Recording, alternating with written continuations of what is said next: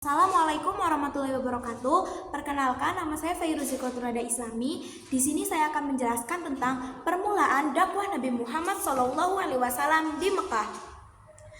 Pada usia 40 tahun, Nabi Muhammad sangat prihatin melihat kondisi dan perilaku orang-orang di kota Mekah. Maka dari itu, Nabi Muhammad lebih sering berdiam diri di Gua Hiro. Pada tanggal 17 Ramadan tahun 611 Masehi, diturunkannya wahyu pertama kepada Nabi Muhammad, yaitu Quran Surat Al-Alaq ayat 1-5. Setelah itu, barulah diturunkannya wahyu yang kedua, yaitu Quran Surat Al-Mudaththir ayat 1-7. Setelah turunnya wahyu yang kedua, Nabi Muhammad mulai melakukan dakwah secara sembunyi-sembunyi. Awal mula orang yang mengikutinya adalah Khadijah, Ali bin Abi Thalib, Abu Bakar, dan Said bin Harisah. Setelah turunnya Quran Surat Al-Hijr ayat 94, Nabi Muhammad mulai meninggalkan dakwah secara sembunyi-sembunyi dan mulai melakukan dakwah secara terang-terangan. Saat menyiarkan agama Islam, Nabi Muhammad banyak sekali mendapat hambatan yang sangat besar. Orang yang saat itu sangat melindungi Nabi Muhammad adalah Abu Thalib. Abu Thalib merupakan keturunan dari Bani Hashim, yang dimana Bani Hashim adalah keturunan yang paling dihormati pada zaman itu. Abu Thalib adalah orang yang mengatur pembagian air Zam-Zam, yang dimana jabatan itu adalah jabatan yang sangat terhormat. Banyak kaum kafir Quraisy yang meminta kepada Abu Thalib untuk berhenti melindungi Nabi Muhammad. Tokoh yang meminta hal itu ada Abu Lahab, Abu Jahal, Abu Sufyan. Adapun beberapa faktor yang menyebabkan mereka tidak mau mengikuti ajaran Nabi Muhammad. Yang pertama adalah takutnya kehilangan kekuasaan, yang kedua ketakutan kehilangan status sosial, dan yang ketiga ketakutan hilangnya perdagangan patung. Perkenalkan, nama saya Aulin Rohmah Absen 6 akan menjelaskan misi dakwah Nabi Muhammad SAW di Mekah. Di antaranya yaitu menegaskan bahwa hari kiamat adalah hari pembalasan, merubah perilaku masyarakat jahiliyah. Hikmah dari dakwah Nabi Muhammad SAW di Mekah adalah merubah suatu kebiasaan dari yang buruk menjadi yang lebih baik. Beliau juga memiliki sifat-sifat yang mulia, yaitu sidik, amanah, fatonah, dan tabligh. Masyarakat kota Mekah mengenal Nabi Muhammad SAW sebagai orang yang jujur dalam perkataan dan perbuatan, sehingga mereka memberi beliau gelar Al-Amin atau orang yang dapat dipercaya. Misi Nabi Muhammad SAW merubah perilaku masyarakat jahiliyah menjadi masyarakat yang ilmiah, yang dilandaskan Al-Quran dan hadis. Dakwah beliau mendapat banyak dukungan dari para pengikut yang setia, dan para pendukung siap memperjuangkan misi Rasulullah, serta siap mengorbankan harta, jiwa, dan raga. Dalam melaksanakan dakwahnya terdapat 2 tahap, yaitu tahap pertama secara sembunyi-sembunyi atau syariah guna menyusun kekuatan, dan tahap kedua secara terang-terangan atau jahriyah sampai mencapai keberhasilan. Perjuangan terus dilakukan sampai para pendukung terus bertambah. Keberhasilan ini tidak lepas dari karakter Nabi Muhammad SAW, yaitu sabar, kegigihan, dan berakhlak. Halo semuanya, perkenalkan saya Pak Al-Nafisa Wajirina. Kali ini akan menjelaskan tentang pola dakwah Nabi Muhammad SAW di Mekah.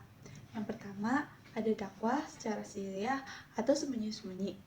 Pada awal dakwahnya, Nabi menggunakan dakwah ini bukan karena takut, tetapi karena strategi dakwah di mana beliau mengantisipasi pengikutnya yang masih sedikit dan belum kuat. Sedangkan ancaman bangsa Arab di sana terdapat pada pengabdi Ka'bah dan tiang sandaran bagi berhala dan patung-patung yang dianggap suci oleh seluruh bangsa Arab. Nabi dalam dakwahnya menggunakan pendekatan personal. Hal ini disebabkan pendekatan personal memiliki keterkaitan batin serta interaksi emosional antara pengajak dan yang diajak. Pendekatan personal ini menghubungkan antara ikhtiar dan tawakal. Artinya, Nabi dalam berdakwah memperhatikan situasi dan kondisi yang ada. Dakwah ini berlangsung selama 3 tahun lamanya. Pada awal mulanya, beliau menawarkan Islam kepada orang-orang terdekat, seperti keluarga serta sahabat-sahabat karibnya. Mereka yang pertama masuk Islam disebut dengan as-sabiqunal awwalun, atau orang-orang yang paling dahulu pertama masuk Islam. Di antaranya ada Khadijah bin Walid, Zaid bin Harisah, Ali bin Abi Thalib, dan Abu Bakar. Selanjutnya ada dakwah secara terang-terangan atau jahriyah. Ketika perintah dakwah secara terang-terangan turun, Nabi Muhammad SAW mengundang Bani Hashim dan beberapa orang Bani Al-Muthalib bil Al-Manaf. Nabi menyuruh kepada kaumnya untuk menyembah dan berserah diri kepada Allah. Namun, semua kerabatnya menentang. Hanya Abu Thaliblah yang tidak menentang. Dia tidak masuk Islam, tetapi dia mendukung dakwah Nabi Muhammad. Setelah Nabi merasa yakin terhadap dukungan dan janji Abu Thalib untuk melindunginya dalam menyampaikan wahyu, beliau mengundang masyarakat Makkah untuk berkumpul di Bukit Syafa dan menyampaikan dakwahnya. Kaum Quraisy merasa terganggu dengan dakwah Nabi karena kepercayaan mereka mulai dihancurkan dan berhala-berhala mereka ditentang. Mereka mengakui sosok Nabi yang sangat jujur. Mereka berusaha mengharapkan Abu Thalib bisa merayu Nabi untuk menghentikan dakwahnya. Tetapi Abu Thalib menolak permintaan mereka. Lalu mereka pun melakukan berbagai cara agar Nabi menghentikan dakwahnya. Antara lain, menjelek-jelekan ajaran Islam, membangkitkan keraguan-keraguan, menyebarkan anggapan yang menyaksikan ajaran beliau dan diri beliau, melawan Al-Quran dengan dongeng orang terdahulu, dan menyimpulkan manusia dengan dongeng itu agar mereka meninggalkan Al-Quran dan melakukan penyiksaan terhadap para pengikut Nabi. Selanjutnya ada hijrah ke Habasyah. Penindasan dan penyiksaan kaum Quraisy semakin keras sehingga kemudian Nabi memerintahkan kaum muslimin agar hijrah ke Habasyah.